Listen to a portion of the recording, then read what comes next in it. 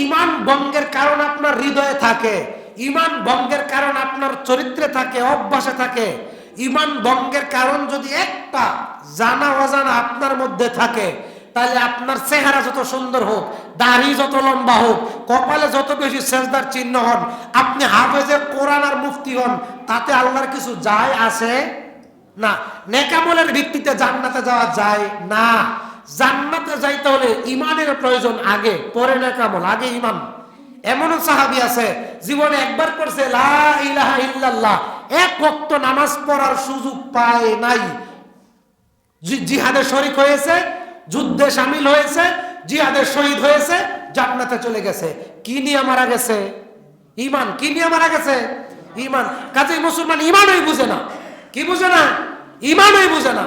এজন্য আল্লাহ বলছেন ফামাইয়াক করবি তাগুত, আগে বড় কাফের হও, ওয়া ইউমিন বিল্লাহ, তারপরে খাঁটি মুমিন হও, তারপরে বলো লা ইলাহা ইল্লাল্লাহ। ঈমান ভঙ্গের 10টা কারণ, ঈমান ভঙ্গের অনেক কারণ, তার মধ্যে মৌলিক কারণ 10টা। ইমাম ইবনে তাইমিয়া মাজমুয়ে ফতোয়া এই কিতাবে 37 খণ্ডে বিশাল ফতোয়া, তিনি জেলখানায় বসে এই কিতাব লিখেছেন। তার জানাজায় 10 লক্ষ মুসলমান উপস্থিত হয়েছে। এই জানাজার দৃশ্য দেখে 1,60,000 ইহুদি জানাজার মাঠে উপস্থিত হয়েছে। সুবহানাল্লাহ বলবেন না? তার নাম ইমাম ইবনে তাইমিয়া। আমরা তার উত্তরসূরি হতে চাই। ফজিলতের বয়ান দরকার আছে, ফজিলতের বয়ানের চাইতে ইমানের বয়ান জাতির উপকার বেশি হয়। এজন্য আমাদের বয়ান অনেকের কাছে মজা লাগে না। মনে রাখবেন, গর্তের ভিতরে ইঁদুর রাইখা গর্ত বন্ধ করলে কোনো লাভ নাই। যদি আপনার ভিতরে মুনাফিকি থাকে, ঈমান ভঙ্গের কারণ থাকে, নামাজ পড়তে পড়তে সিজদা দিয়ে কপাল কালো করবেন, কিন্তু আল্লাহ কবুল করবেন না। সম্মানিত হাজিরিন, ঈমান ভঙ্গের 10টা কারণ। 1, আশিরকু ফি ইবাদাতিল্লাহ, আল্লাহর সাথে ইবাদতে শিরিক করা, অথবা আশিরকু বিল্লাহ, শিরিক করা। সংক্ষিপ্ত ব্যাখ্যা। নাম্বার 2, যে ব্যক্তি আল্লাহ এবং বান্দার মাঝে কাউকে বায়া মাধ্যম রূপে ধরে, আল্লাহ এবং বান্দার মাঝে কাউকে বায়া মাধ্যম রূপে ধরে। কথা কি বোঝা যায় না? খুব ঘন ঘন হয়, চেঁচামেচি হয়, ক্লিয়ার। আল্লাহর বিধান স্পষ্ট। উদউ, আল্লাহ তাআলা বলেছেন ক্বালা রাব্বুকুম উদউনি আস্তাজিব লাকুম, তোমরা আমাকে ডাকো সরাসরি। মক্কার কাফেররা আল্লাহকে পাওয়ার জন্য বায়া মাধ্যম ধরতো, মূর্তি। বায়া মাধ্যম কি? মূর্তি। আর আমাদের দেশের মুসলমানেরা আল্লাহকে পাওয়ার জন্য পীরের কাছে মুরিদ হয়। বাপ মা রেখা হয় না ঠিকঠাক মতো, কিন্তু পীরের রেখা দিয়ে ঠিক দেয়। কয়েকদিন আগে দেখলাম, 2-3 দিন আগে একটা ভিডিও দেখলাম, ছোট্ট একটা পুকুরে টাকা ছাড়ে, দুধ দিতে আছে বোতল থেকে ঢেলে, আর টাকা দিয়ে পানি থেকে এরকম এরকম করতেছে, মাজারের উপরে দুধ ঢালে, আর এই দুধ দিয়ে সেখানে মানুষ গোসল করে। এরা নাকি মুসলমান। মক্কার কাফেরদের সাথে এদের কোনো পার্থক্য নাই। যারা মাজারে মুরিদ হয়, পীরের কাছে মুরিদ হয়, আল্লাহকে পাওয়ার জন্য মক্কার কাফেররা যেমন কাফের, বড় কাফের, এরাও এমন বড় কাফের। 2 নম্বর হচ্ছে আল্লাহ এবং বান্দার মধ্যে মধ্যস্থতাকারী খোঁজা। 3 নম্বর, যদি কোনো মুসলিম ব্যক্তি মুশরিককে মুশরিক না মনে করে, কাফেরকে কাফের মনে না করে, যেমন একজন ব্যক্তি কাফের, যে কোরআন বাদ দেয়, সে পরিষ্কার কাফের। মাথায় পট্টি বাঁধলেও, লম্বা তার ব্লাউজ পরলেও, আর তাহাজ্জুদের পরে কোরআন পড়লেও সে কাফের। কথা বুঝেন? এমন যারা কোয়ালিটির, এই কোয়ালিটির সবাই, যদি আপনি তাকে মুসলিম মনে করেন, তাইলে সেও কাফের, আপনি তাকে মুসলিম মনে করার কারণে আপনিও কাফের। এটা ঈমান ভঙ্গের 3 নম্বর কারণ। কাফেরকে কাফের মনে না করা, মুশরিককে মুশরিক মনে না করা। আপনার নামাজ, আমি শুধু বলতে পারি না, নবী নিষেধ করছেন যে তুমি জাহান্নামী, তুমি জান্নাতি, এই কথা নবী নিষেধ করছেন। কিন্তু আমাদের মুসলিমদের চাল চলন, লেবাস আর ধরন স্পষ্ট জ্ঞানীদের সামনে। 4 নাম্বার, যদি কোনো মুসলিম নবী সাল্লাল্লাহু আলাইহি সাল্লামের দেখানো পথ বাদ দিয়া তার শরীয়ত ইসলাম বাদ দিয়া অন্য কারো তরিকায় আল্লাহর ইবাদত করে, যেমন আমরা নবীর তরিকায় আল্লাহর ইবাদত করি আল্লাহকে পাওয়ার জন্য, আর যারা অন্য তরিকার তারা আবু হানিফার তরিকায় আল্লাহকে পাওয়ার জন্য ইবাদত করে। শ্রীকৃষ্ণ সে যেরকম কাফের, শ্রীকৃষ্ণ কেন কাফের?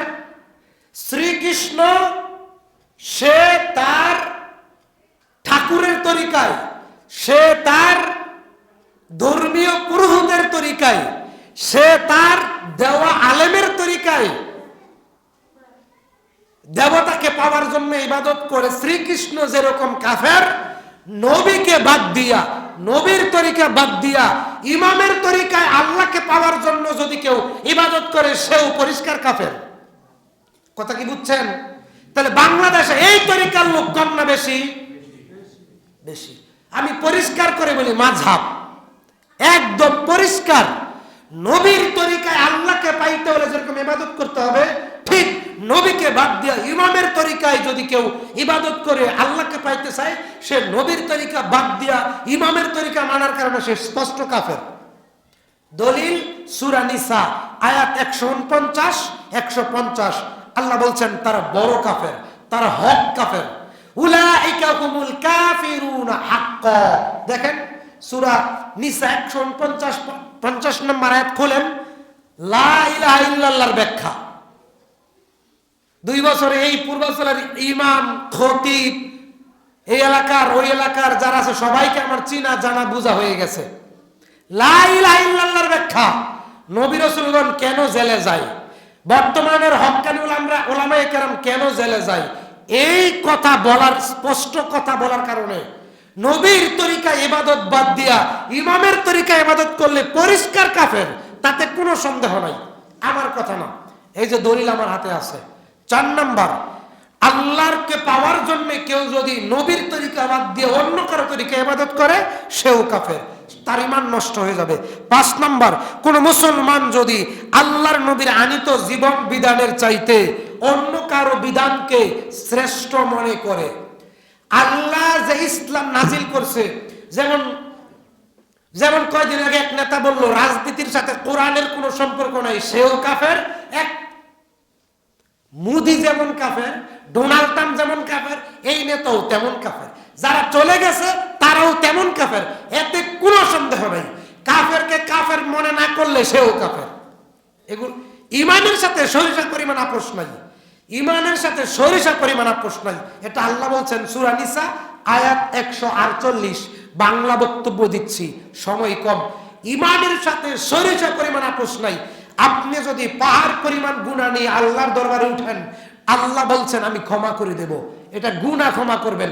কিন্তু যদি ইমানের শিরিক থাকে সেটা আল্লাহ ক্ষমা করবেন না। কথা ক্লিয়ার? কথা ক্লিয়ার? যদি পাহাড় পরিমাণ গুনাহ নিয়ে আল্লাহর কাছে হাজির হন, আল্লাহ বলছেন আমি ক্ষমা করে দেব। কিন্তু যদি ইমানের সরিষা পরিমাণ শিরিক নিয়ে মারা যাও আর আমি রবের দরবারে দাঁড়াও, আমি মাফ করব না। অন্য কোন তরিকায় যদি কেউ ইবাদত করে অথবা মেনে চলে, বুঝেন বুঝেন আমার কথা, খালি পীরের কাছে মুরিদ হওয়া, মাজারে মান্নত করাই শিরিক না। রাজনৈতিক শিরিক সবচেয়ে বড় শিরিক, রাজনৈতিক শিরিক সবচেয়ে বড় শিরিক। পীরের কাছে মুরিদ হওয়া সবচেয়ে বড় শিরিক। মাজারে সিজদা দেওয়া যেগুলো যেরকম শিরিক, এগুলো এরকম শিরিক। নাম্বার 6, যদি কোনো মুসলিম মুহাম্মদ সাল্লাল্লাহু আলাইহি সাল্লামের আনিত ধর্মের ব্যাপারে ঠাট্টা বিদ্রুপ করে, ঠাট্টা বিদ্রুপ, বুঝলেন না, বলে দাঁড়িয়ে রাখছ, জুয়ান মানুষ, তুই দাঁড়িয়ে রাখলে বিয়ে করতে পারবি, 1 সেকেন্ড শেষ, সে কাফের। ইমানের ব্যাপারে কোনো আপোষ নাই। কথা বুঝেন আমার? কি বুঝেন? দাদাই কয় নাতিরে, বাবাই কয় ফোলারে, কলে তুই অনই দাঁড়িয়ে রাখছ, দাঁড়িয়ে আর বয়স হয়েছে, এই কথা বলার সাথে সাথে সে কাফের। রবীন্দ্রনাথ ঠাকুরের মতো কাফের। কচু পাতার উপরে পানি, এটা 2-1 সেকেন্ড ভরসা করা যায়, কিন্তু ইমান 1 সেকেন্ডের ভরসা নাই। এটা খুব সূক্ষ্ম বিষয়, খুব সেনসিটিভ বিষয়। 1 সেকেন্ডে চলে যাবে কথার কারণে। অনেকে আল্লাহরে দোষ দেয়, কয় আল্লাহ হ্যাঁ বড় লোক বানাইছে, হ্যাঁ রে গরিব বানাইছে। বুঝেন নাই?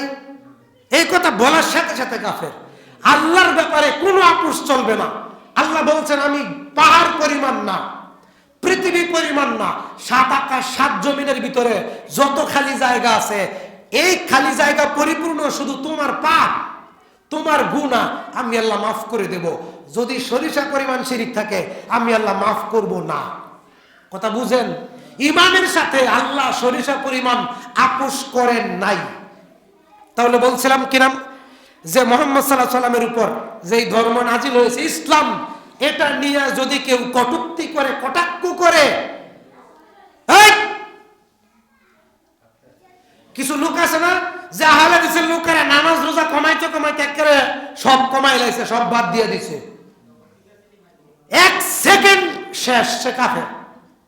1 সেকেন্ড দুঃখের সাথে সত্য কথাগুলো বলতেছি, 1 সেকেন্ড সময় নাই যে আল্লাহ পারে, হ্যাঁ পারে, শেষ কাফের বাদ।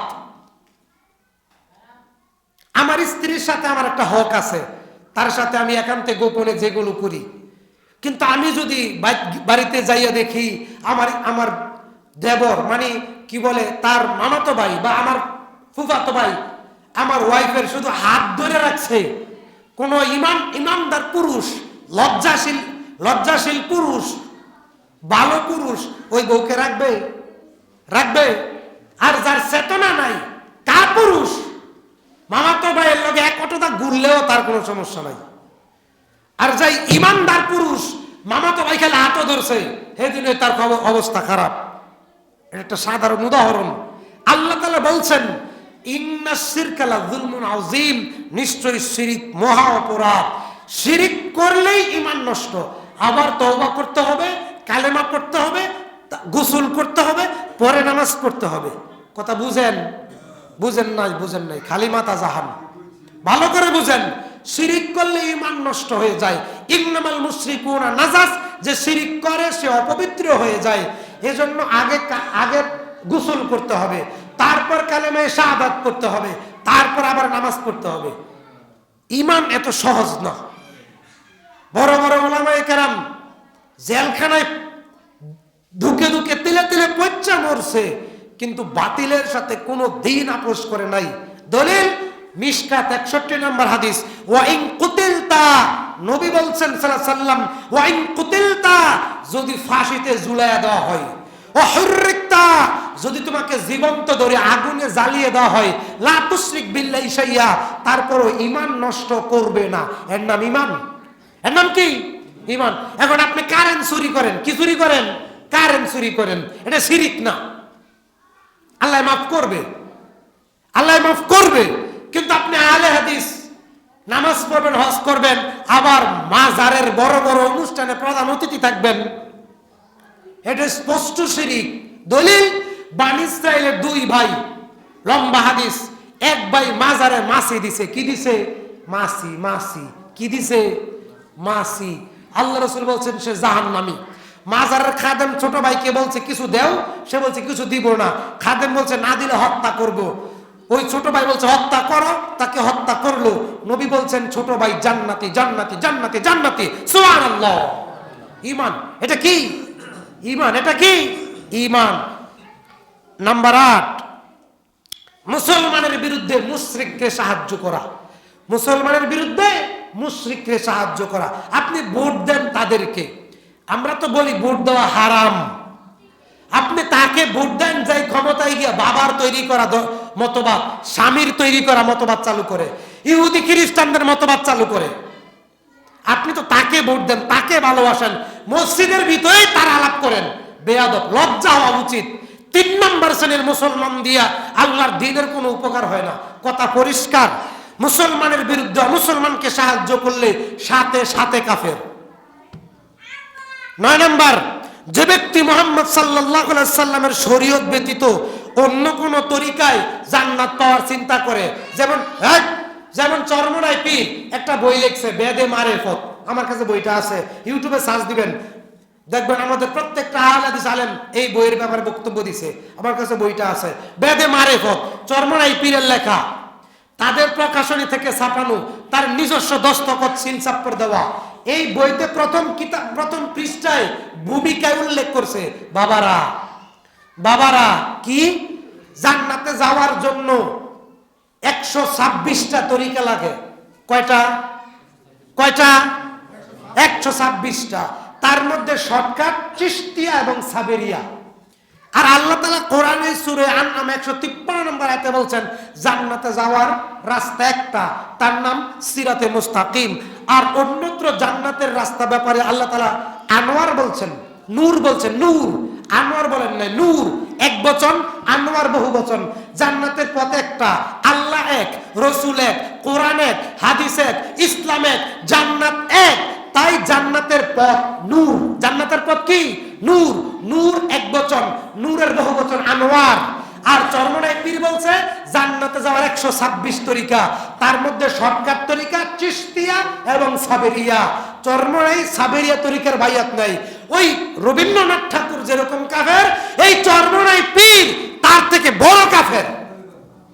কথা বুঝেন কিনা? বাপের জন্য এরকম বক্তব্য শুনছেন কিনা জানি না, ভালো করে শুনে রাখেন, ভালো করে শুনে রাখেন। এই কথার কারণে ইনশাআল্লাহ নাজাত পেতে পারি ইনশাআল্লাহ। 9 নাম্বার, মুহাম্মদ সাল্লাল্লাহু আলাইহি সাল্লামের উপর যেই দিন যে ইসলাম নাজিল হয়েছে, সেই দিন সেই ইসলাম বাদ দিয়া অন্য ইসলাম, যেমন হানাফি এটা একটা ইসলাম, মালিকি এটা একটা ইসলাম, হাম্বলি এটা একটা ইসলাম। ইসলাম কোরআন এবং হাদিস। আর হানাফি মাযহাবের ফতোয়ার কিতাব হেদায়া, যেটা আমরা পড়াশোনা করে শেষ করে আসছি, হেদায়া ফতোয়ার কিতাব। আর শাফি মাযহাবের ফতোয়ার কিতাব হচ্ছে ফতোয়ায়ে শামী। কোরআন হাদিস যেরকম পরিপূর্ণ কিতাব, সেগুলো সেই তরিকার পরিপূর্ণ মাসালার কিতাব। কথা বুঝেন কিনা? কথা বুঝেন কিনা? এই জন্যে আমরা আহলে হাদিস, কারণ আমরা আল্লাহর বাইরে, নবীর বাইরে কিচ্ছু মানি না। কথা মনে রাখবেন, ক্লিয়ার, পরিষ্কার। নাম্বার 10, আল্লাহর মনোনীত দিন থেকে মুখ ফিরাইয়া নেওয়া। এই ব্যাপারে আরেকটা কথা আছে, সেটা হচ্ছে এটা নিজের শিক্ষা, ইসলামী শিক্ষা না নেওয়া এবং সন্তানদেরকে ইসলামী শিক্ষা না শিক্ষা দেওয়া। বুঝতে পারছেন? নিজে ইসলামী শিক্ষা শিখলেন না, সন্তানদেরকে ইসলামী শিক্ষা দিলেন না, অবহেলা করলেন, গাফিলতি করলেন, তুচ্ছ করলেন। এটা ঈমান ভঙ্গের একটা কারণ। তাহলে 10টা কারণ বললাম কিসের ব্যাপারে? লা ইলাহা ইল্লাল্লাহর ব্যাখ্যা ব্যাপারে। এবার লা ইলাহা ইল্লাল্লাহ গ্রহণের মূলনীতি হচ্ছে 7টা। 1, 2, 3 মিনিট এই ব্যাপারটা আপনাদেরকে বলতে চাচ্ছি ইনশাআল্লাহ। লা ইলাহা ইল্লাল্লাহ গ্রহণের মূলনীতি 7টা।